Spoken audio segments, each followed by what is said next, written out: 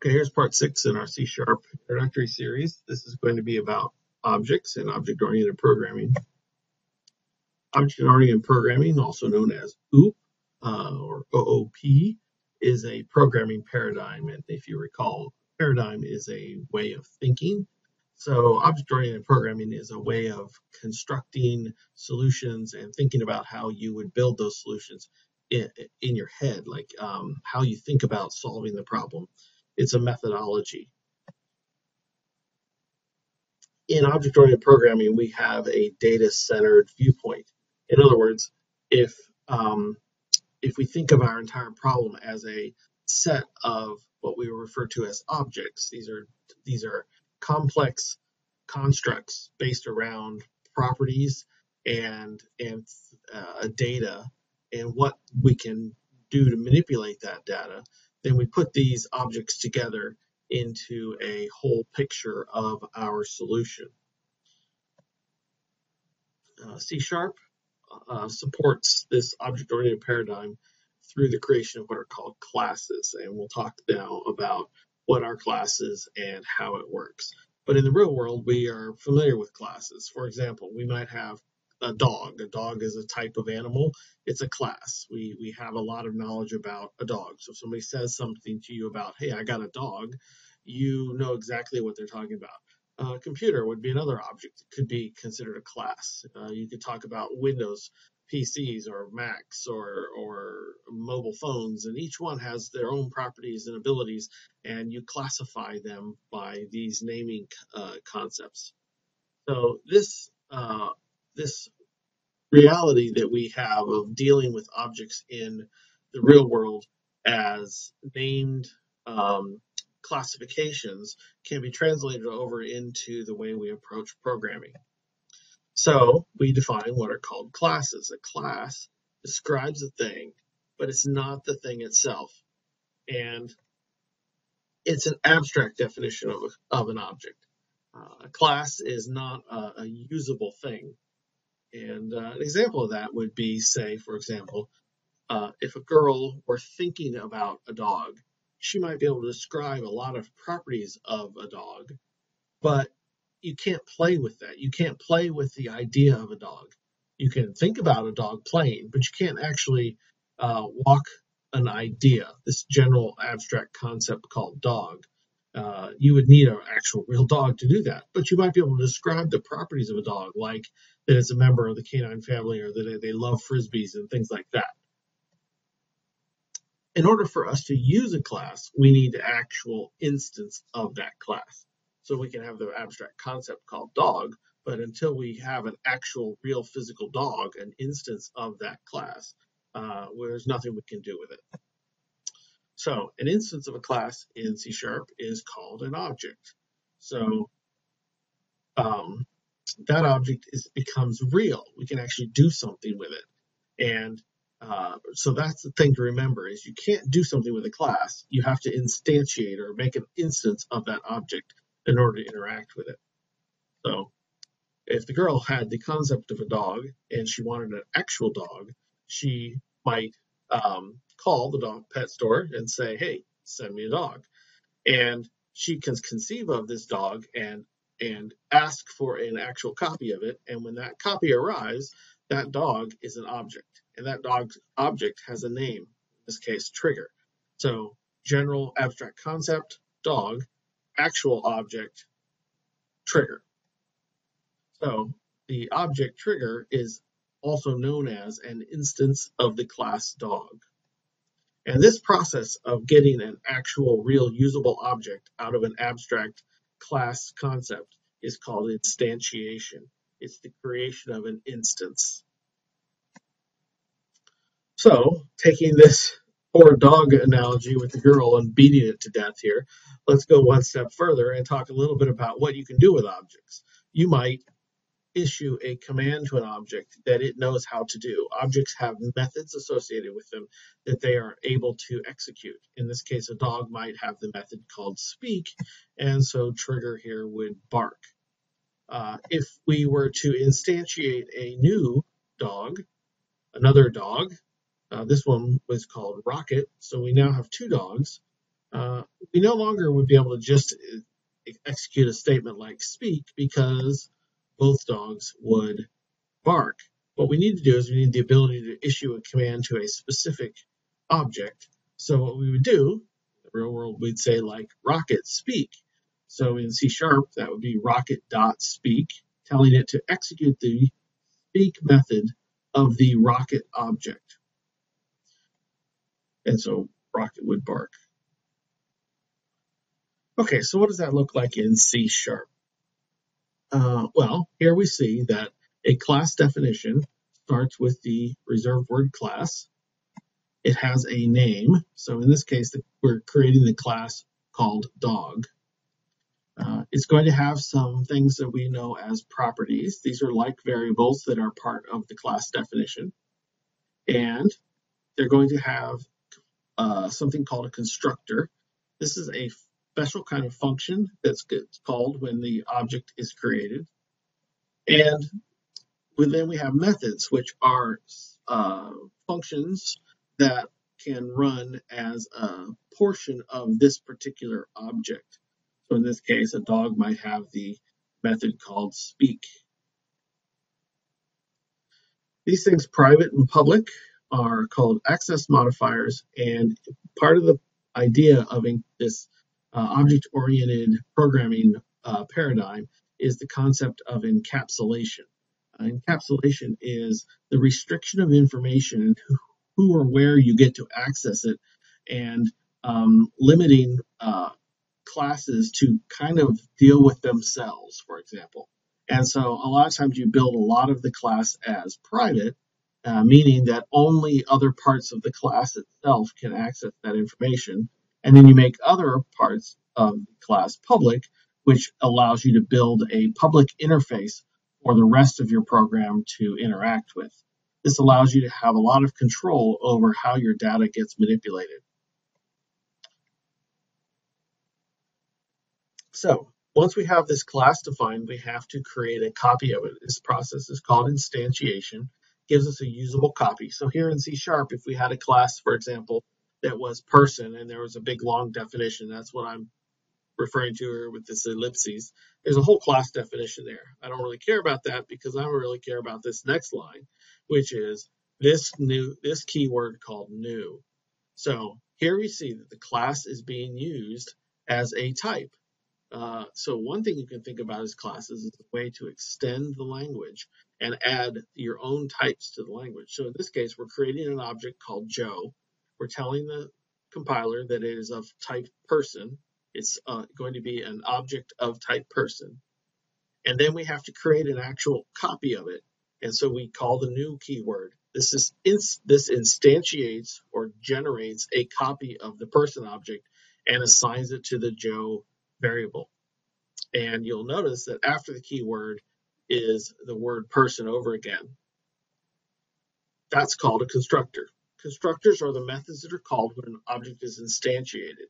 So in this case, you'll notice that the constructor has the same name. It's a function with the same name as the class. And it has some parameters there. So in this case, there are no parameters because there's empty parentheses, but there could be parameters there that you could use to pass information into the construction of your object. And we'll talk about that later when we demonstrate some concepts like polymorphism. So when I execute the command dog rocket equals new dog, I'm creating an object called rocket. It's of class type dog, and the new keyword calls the constructor dog, and that's what code runs when that object is created. Another concept that we need to talk about with objects is inheritance. One of the powerful things of object-oriented programming is the concept that classes, you can derive a new class from an existing class. The benefits to this is that the new class gets all of the power of the previous class that it was derived from, and then you can extend it or redefine some of the previous behavior. So, for example, we might be developing a graphics program, and in that graphics program, we may need to manipulate a long list of shapes. For example, it's a drawing program, so we've put circles and triangles and squares on the screen. Well, some behavior of those objects are going to be common to all of them. So for example, they may have a X and Y location on our screen that's common to all shapes. And then we may derive from that class shape the individual ones, like making a square or making a circle. So this extra command, the colon and then the name of another class, says, okay, square is going to inherit from shape. So we would say that square is a child class of the parent class shape. Now, the cool thing here is that there is now an implied set of properties and methods that exist there. So, for example, if I instantiate a new square and then call mysquare.side equals 10, well, the property side is actually a property of the square object. So that makes sense. I can set the side property of the square shape, or of the square object. But if I call this next line, mysquare.x is equal to 200, if we follow the arrow over to square, there is no x. But since x inherits from shape, it actually has the properties of its parent class. So this is also a perfectly valid statement. mysquare.x is equal to 200, because by following up through the hierarchy, it does actually have a property called x due to inheritance. We'll go into more details of this when we develop our class in the coding demonstration at the end of this discussion. And I mentioned polymorphism before. Polymorphism is another one of the incredibly powerful behaviors that comes out through object-oriented programming. And what it is, it means that you can design something that has lots of different shapes, or I guess forms would be another word. And then the proper form is called when based on the context in which you use it. One form of polymorphism in C# is when you create a method that has different types of parameters. So you might have a constructor that is empty, in which case it just builds an object without any initial values. And you may have another constructor that has some initial values. So you might be able to define a shape that doesn't have any initial position, or you could call and create a shape at the same time that you set its initial x and y position. You would actually call the same function, but with different numbers of parameters. This is an example of polymorphism. The same constructor has multiple forms, and the right one is called based on the conditions that are true at the time of the function call. Okay, so that's the general overview of how object-oriented programming is implemented in C#. So at this point, we'll jump over to Visual Studio and work our way through building a little class hierarchy of shapes. Okay, let's develop a class hierarchy for drawing shapes. This would be something that you would do if, for example, you were building a drawing program where you may put, say, circles or rectangles or triangles or stars or a variety of graphics objects on the screen, and you have to store behind the scenes where those objects are, which types they are, etc. In an old school way, you might declare each storage thing as, say, for example, a structure, and then inside that structure you might identify, is this a circle or a square or a rectangle or a star, and you would then in your program have parameters that would be passed to calling drawing functions, etc., telling it what types of things to draw. In the object-oriented programming model, what we would do is we would build each class corresponding to each shape, and then when we want to call, for example, drawing, we just simply call the drawing method of each object, and since the object knows which type of object it is, it will call its own drawing method and know that since it's a circle, it's going to draw itself as a circle.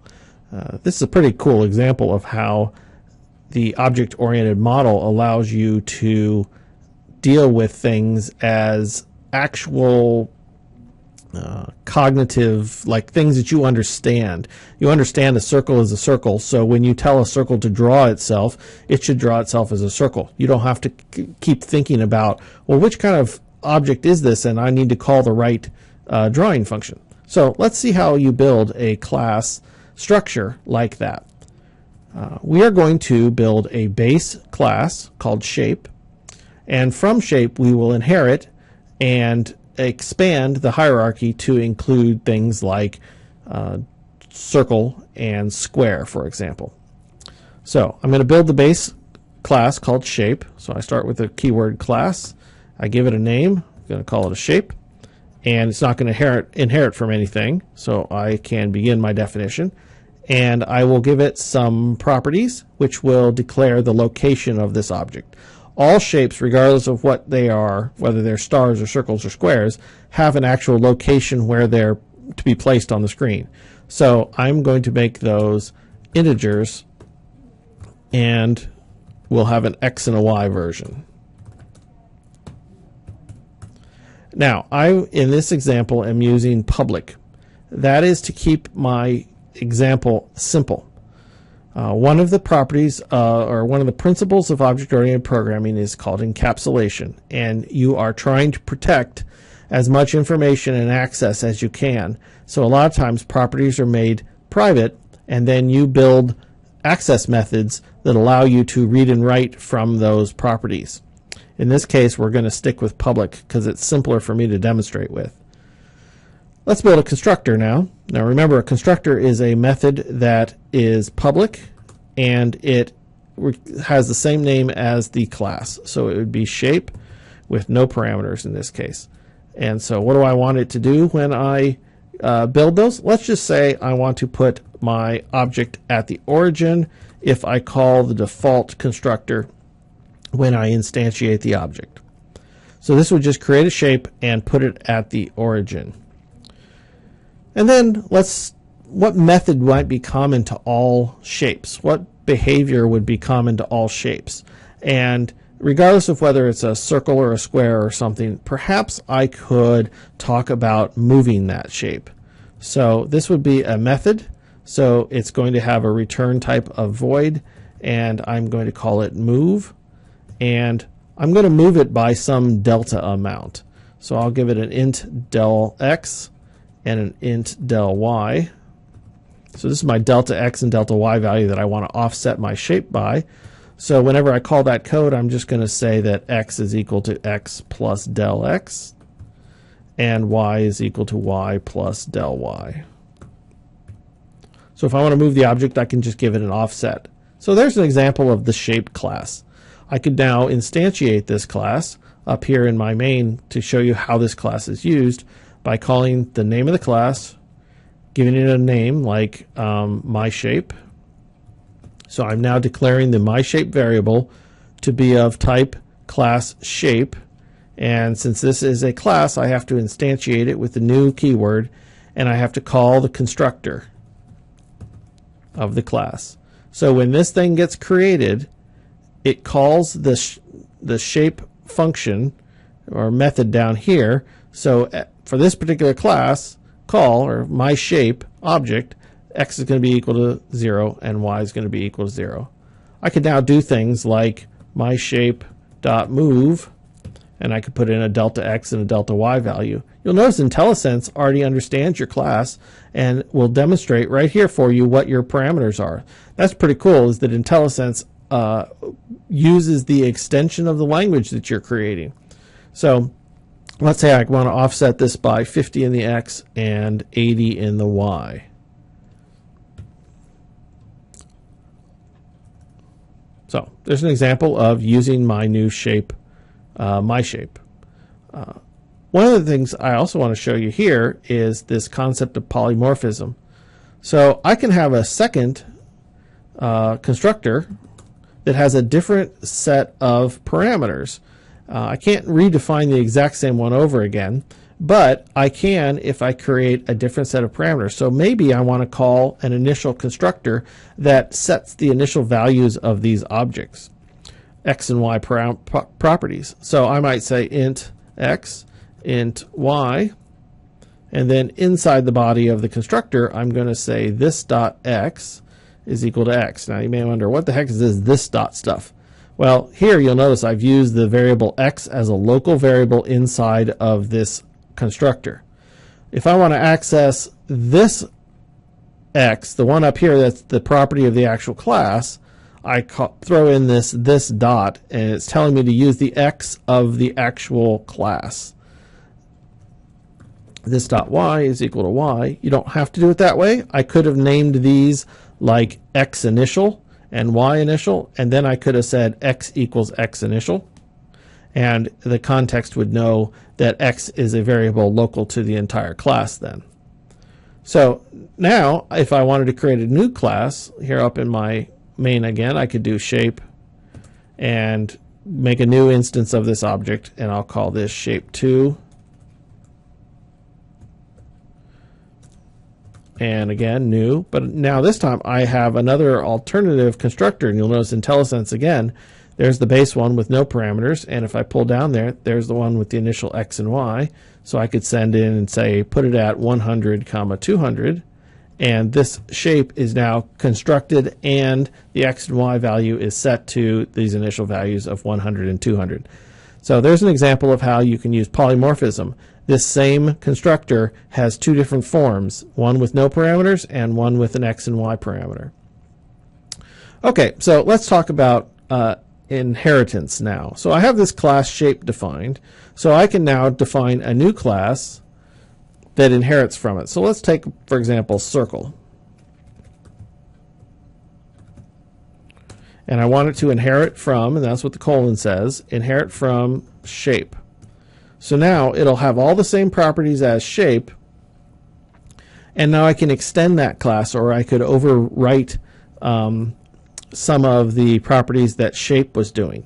So what are some of the properties I might add to a circle that are different than its x and y position? Well, a circle might have, for example, a radius.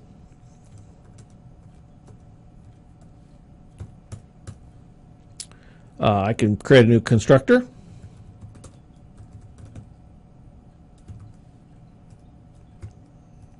And I could set the radius equal to 0, for example. I could also set x and y equal to 0. I could create a constructor with some initial parameters like int x, int y. Here, I'll do it where I show the other one. Let's call it xi, int yi, and int r. There, I'm not using the exact same names as my other parameters. So I should be able to then set these things directly. X is equal to xi, y is equal to yi, and radius is equal to r. Those would be examples of where now I don't have to use the this dot because it knows that the x belongs to this shape. But you'll notice that x and y aren't here as properties of this particular circle. But because it's inheriting for shape, and shape itself has x and y, then by inheritance, circle has x and y. So these are valid parameters. And move will still work for me, even though it's a circle. Move can still offset x and y. So the thing I might implement as a method for circle might be the function draw. And we might send in a parameter like a graphic surface on which to draw, etc. But I'm not going to do that here because I don't want to talk about GDI plus, etc. So this might be do the stuff that draws a circle. And the great thing there is if I were to instantiate a circle up here,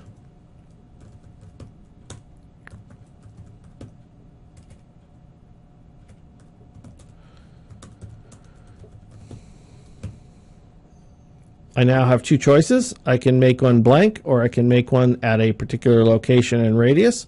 So let's make it at 50, 50, and give it a radius of 10. I have a new circle there. I can call things like myCircle.draw. Of course, it's not going to do anything because there's no code in it, but you can see that that theoretically could then have the circle draw itself on the screen. If I stored these circles and squares and things in an array, I could loop through the array and call the draw for each object. If I know that I'm going to inherit a bunch of things from shape, and I knew I wanted every single one to have a draw function and guarantee that every single one has a draw function, what I could do is I could declare the draw function in shape and make it abstract. If I make it abstract, it's telling me that I can never instantiate a shape because it's not a completed class. It's got abstract members, and any daughter classes, any derived inherited classes that I use shape as the base class for, must override and create their own version of draw. That's a little more sophisticated than we're going to get into now, but it is a powerful way of ensuring that there's a draw function, for example, for all shapes, so that I don't declare some shapes with them and some shapes without, and then when I go to call shape.draw in a list, it is guaranteed that it will exist. So there's an example of inheritance, constructors, properties, and how to instantiate those classes and use them.